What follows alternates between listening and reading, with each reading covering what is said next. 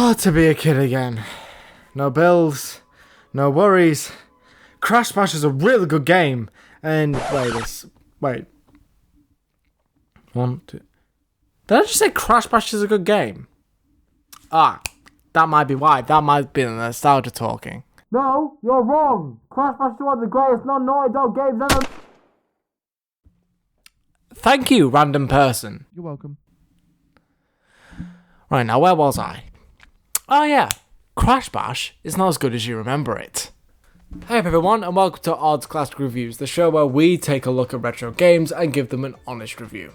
Now, believe me, I thought Crash Bash was a really good game. The fact that I was 9 years old and it had characters I loved and it had funny sound effects that made me laugh, that was beside the point. But then I grew up, and then I still thought Crash Bash was a good game because nostalgia. It wasn't until recently I saw Kid Icarus 200% it, I decided to give it another go. And chance I gave it, and oh boy, it did not use it well. I was only able to get past the first warp room before I got bored and turned it off. The game struggled to keep me invested. For those of you who don't know, Crash Bash is a multiplayer party game with a single player adventure mode. Now, this being a multiplayer party game, you'd expect to be able to play every single minigame right off the bat as soon as you put it into the console. However, you don't have all the minigames unlocked from the start because for some reason the developers decided, Jenny, we need to have more game time to a game, what do we do? I don't know, Jim, let's make it so they have to nearly 200% the whole game. Jenny, you're a fucking genius. Hey, Billy! Yes, that is how you get all the minigames for this multiplayer party game. You need to get 21 out of 28 gold relics.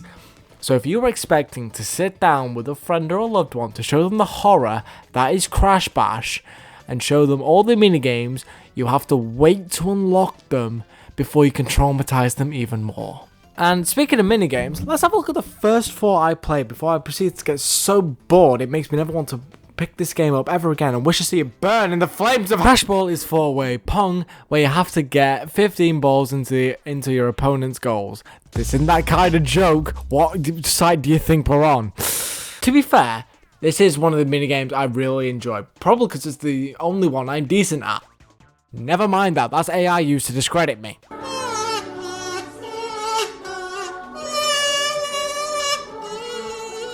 Now, the minigame itself is not bad.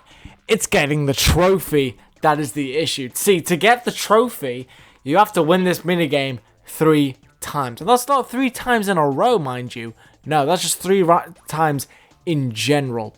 So the game can go on for at least another 6 times more, depending on how long it takes for you to get that 3rd trophy. Me, however, I managed to get it first try because I'm an amazing gamer.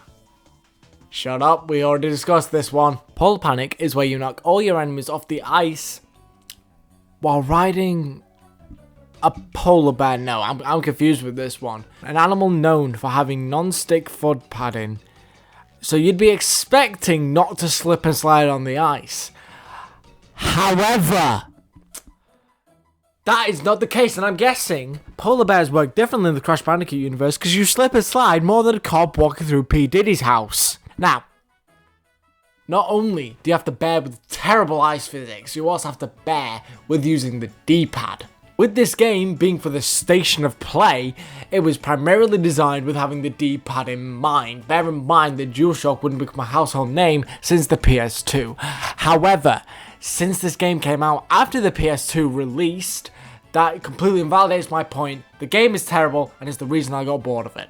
And speaking of boring, Pogo Painter. God damn Pogo Painter. Talk about dull, slow, and just plain boring. Yeah, that's how fast your character moves. Now, this could just be me, but I'd expect that when you press the direction on the D-pad, you continuously move in that direction. But no, the developers made it so you have to hold that direction with the D-pad. Which also makes sense, but with how slow you move and how long you have to hold down that direction, it starts to hurt your finger. If you can't tell, I think this game is really slow. Now, the whole point of this game is to paint as many squares as you can and then bank them using purple boxes. It's a simple game, but oh my god, do I hate how bad the controls are. And just when you thought things couldn't get any worse, we got Jungle Bash. A game where you quite simply kill your enemies and then send them to the Shadow Realm. Like, that is quite literally a health bar, that is quite literally a spirit. Where's it going? It's definitely not going to heaven. This game is not the spawn of Christ. Okay, but terrible jokes aside though, this is a game where you throw normal crates or TNT crates at your opponents to get their health to nothing, so they're removed out of the arena and the last one standing wins the round.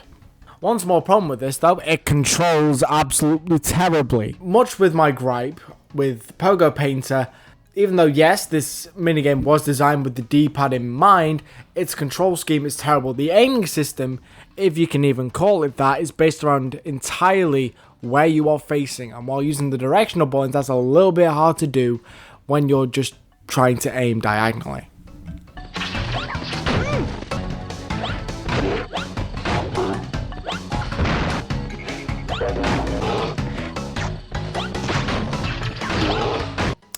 Okay, so it's a lot harder, plus you can't even gauge how far the box is going to go.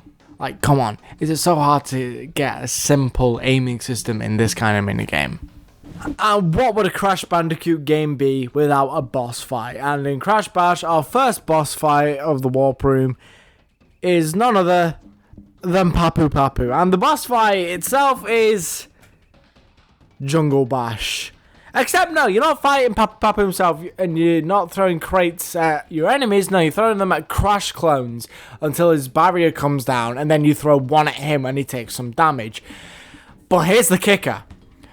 You don't finish him off. No, a massive crate just falls from the sky when he's at low enough health.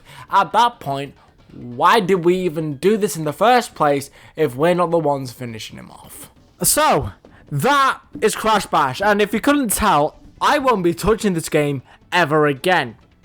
I got bored of it way too quickly. The adventure mode, it's abysmal. You don't have all the minigames unlocked in this multiplayer game. So I think it's safe to say that this game definitely doesn't need a remaster, unless under one specific circumstance that we get to see Kid Icarus 200% the remaster of Crash Bash. Because if there's one thing we haven't seen, it's Caddy go through that much pain twice in a row.